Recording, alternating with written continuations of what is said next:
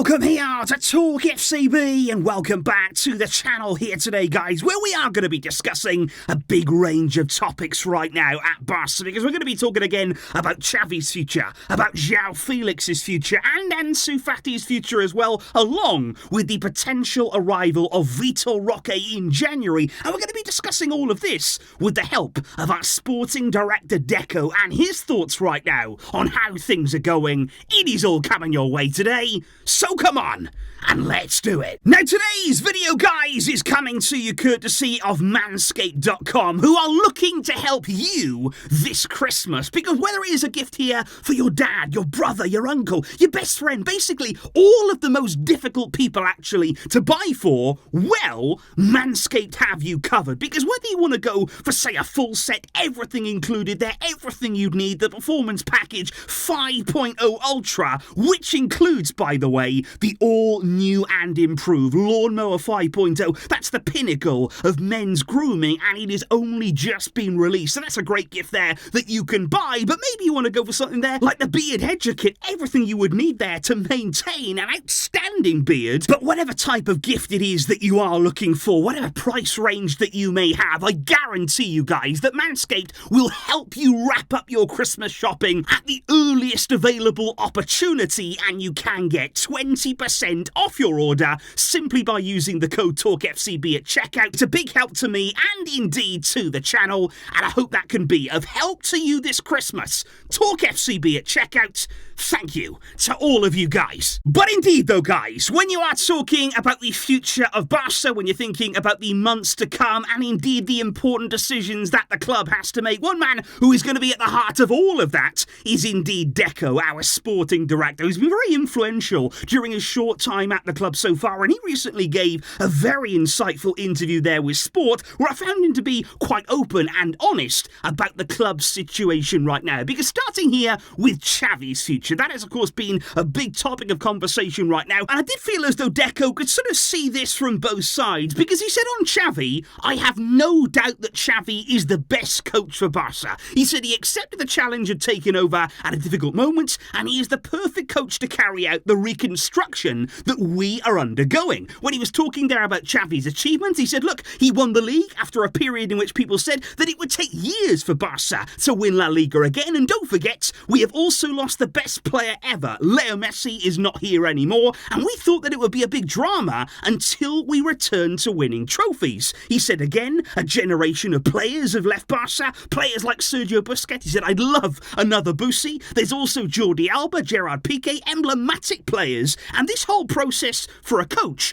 is a difficult one to manage. But he said Xavi, he has achieved that. Despite all of those things, he was able to win titles, and that is why we have renewed his contract. The confidence in him is 100%, 200% even. So Deco there, absolutely no doubt in his mind, and indeed there throughout the board right now, that Xavi is the right man. They have confidence in him. They like the way that he brought the club back to winning ways in a short space of time. But what I thought was really interesting on this, though, although there's confidence there, although clearly they are backing Xavi right now, Deco was very open about the performances of late. He was quite clear on saying, do we have to improve? Do we want to play better? Deco says, of course we do. He said we cannot hide, honestly, we can't say that it's not the case, that we don't want a more attractive team. Deco there admitting that the performances have not been good enough, the style of play, the way that we've been performing, we simply need to do better. But he said there,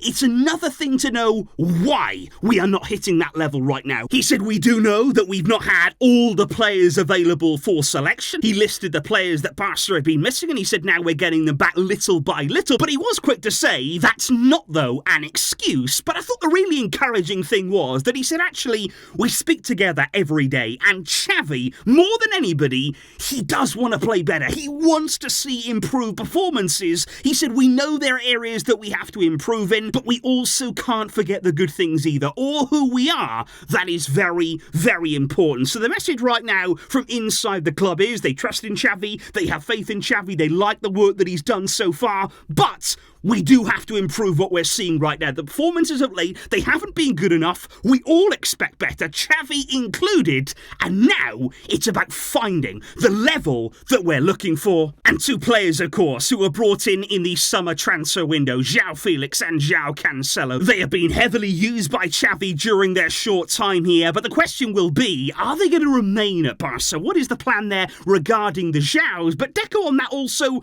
was pretty clear. He said, we're only in November, it is early days, but he said, of course, we're already thinking about it, signing them permanently. There is no doubt that we want to have them next season because they're good for the squad. He said, we are happy with their performances, but how we'll do it, we will see, because those are discussions for later. So I think right now, maybe the will be there from the club. Maybe, of course, they're saying right now that everything's good, we're happy, this is what we want to do in the future. But obviously, making it all possible, we know that's not easy. We know that right now there isn't really a plan as to how we would actually sign Joao Felix in particular, because we're talking about very big money. And I want to talk a little bit, just quickly here, about Joao Felix, because Diego Simeone actually did an interview just earlier on this week where he spoke quite honestly too about Felix. He said Joao Felix gave us what he could. He couldn't have given more. But when you don't understand the culture where you are, it's very difficult to coexist. He said everything good that happens to Joao will be good for Barca. If he stays at Barca, we will receive a big amount of money. But if he returns, he has 3 years left on his contract to contribute to this club. So again, there's a feeling no love lost at all between Simeone and Joao Felix there. He's ultimately saying that Joao didn't understand the culture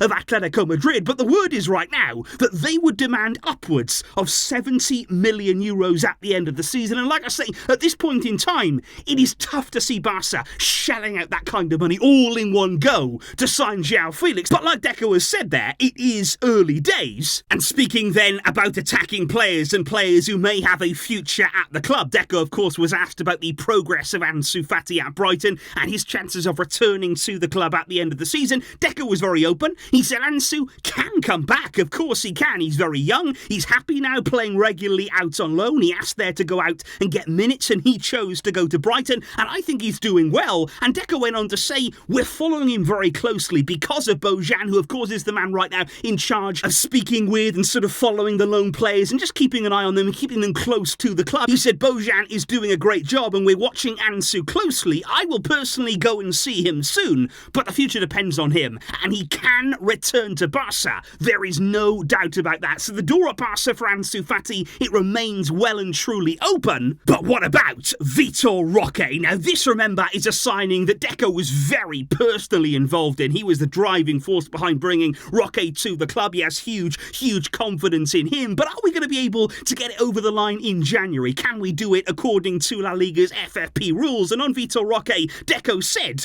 we are fighting to try to incorporate Vitor Roque in January. He said that's why we signed him. We want him here as soon as possible. It's an option if we are able to meet La Liga's requirements. But Deco did admit there, it won't be a problem if we can't do it in January for our aspirations for the season. He said because from the first moment, there was only talk of either January or June 2024, because that was the demand from Atletico Paranaense. They didn't want to sell the player before then, but from the beginning, we have aimed for January regarding Roque, but the squad we have is enough to fight for titles. And indeed, guys, I did feel as though those were open and honest words from Deco, particularly regarding Xavi there and the performances that we are seeing right now. But I'm also interested what you make of those words on Joao Felix, on Ansu Fati, and indeed there on Vitor Roque. Will we be able to do the deal in January? Can we bring him in now and really bolster our attacking options at the club? I really